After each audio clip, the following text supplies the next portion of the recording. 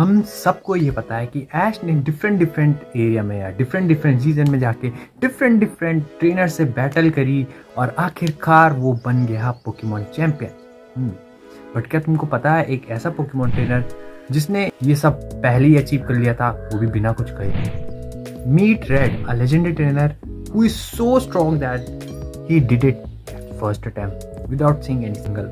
But उसको कभी किसी काउंटलेस एपिसोड की जरूरत नहीं पड़ी, कोई प्लॉट आर्मर की जरूरत नहीं पड़ी और बहुत सारे सीजन और जर्नी की जरूरत नहीं पड़ी।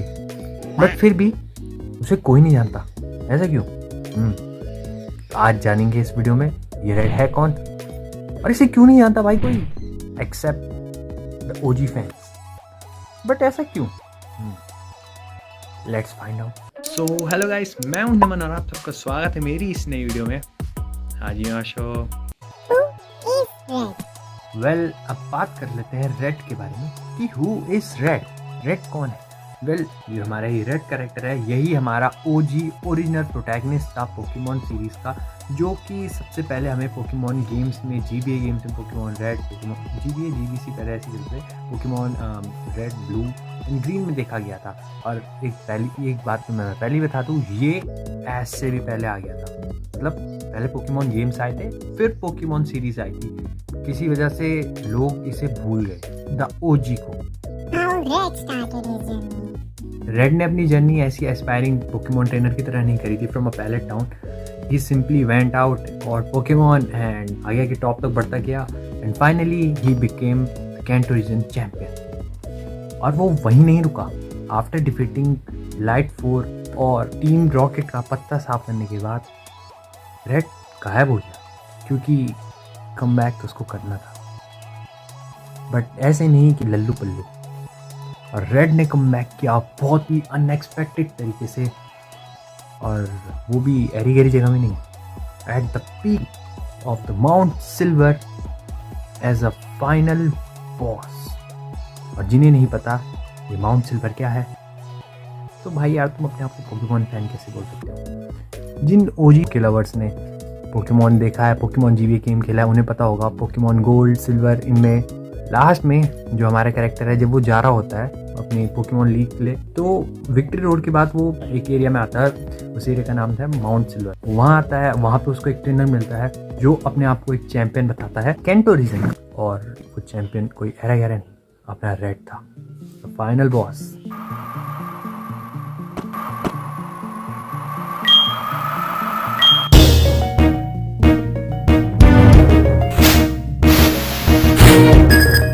मतलब यार तुम बिलीव नहीं कर सकते, बंदे ट्रेनर्स मतलब इतने समय तक मेहनत करते हैं कि अब हम लीग जाएंगे और लीग जीत के आएंगे, और वहाँ वो मिलते हैं एक ऐसे बंदे से जो ऑलरेडी एक दूसरे रीजन का चैंपियन है, वो भी अपने पीक में बोल सकते हो तुम, उसकी पीक टीम है, अल्टीमेट टीम है।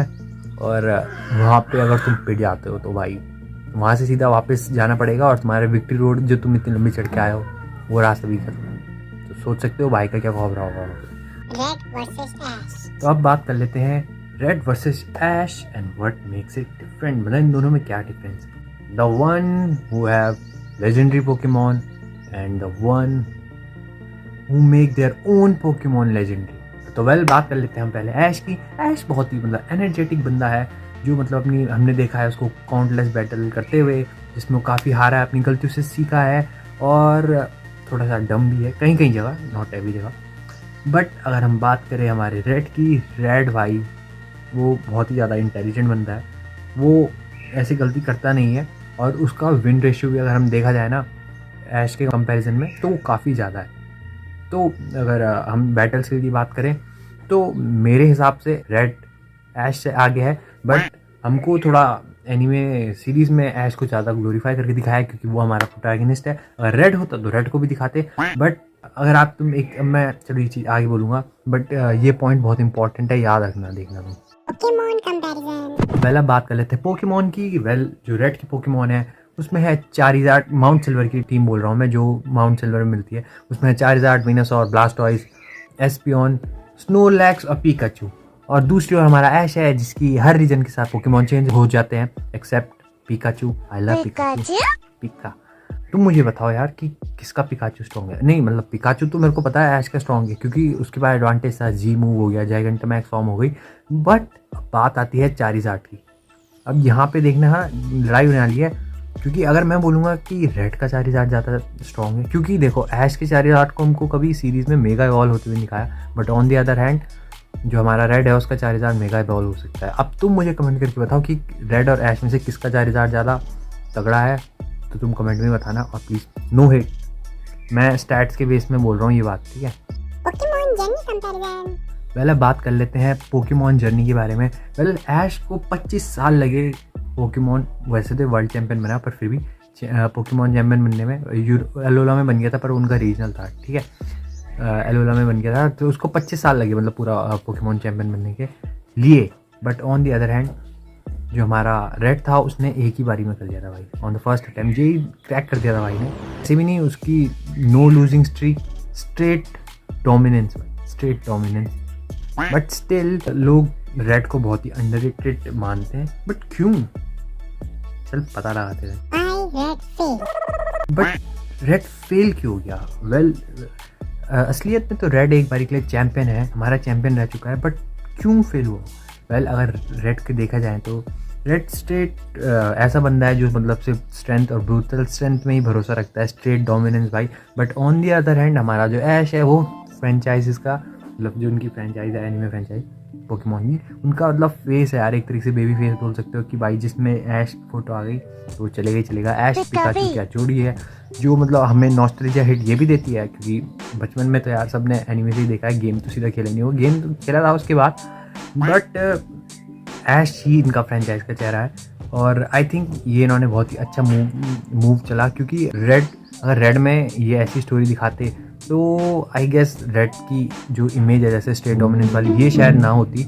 और ये बहुत ही अच्छा मूव है कि इन्होंने जो इनका फ्रेंचाइज का फेस बनाया वो ऐश को बनाया, एक नया प्रोटैगनिस्ट चूज़ करा एनीमे के लिए, क्योंकि गेम में ये रेड लेके आ चुके थे। और हाँ एक और चीज़, रेड की अपनी खुद की भी एक ओरिजिनल सीरीज़ है, यूट्यूब में देख सकते हो, मैंने भी देखी, बहुत ही क्लासिक है, बहुत क्रेजी है यार। मतलब उसमें वो भी हारता है ऐसी बात नहीं है, पर वो सीखता है और स्ट्रेट डोमिनेंस से भाई चैंपियन बन जाता है अपना। और ये बताने से पहले कि क्यों हमारा रेड जो है वो ऐश से स्ट्रॉन्गर है, मैं तुम्हें एक और थ्योरी देता हूँ। ये थ्योरी बहुत क्रेजी है भाई, मतलब थ्योरी है, मैं पहले बता दूँ कि तुम्हें देखो, हमें कभी भी ऐश के डैड नहीं दिखाए गए, ठीक है।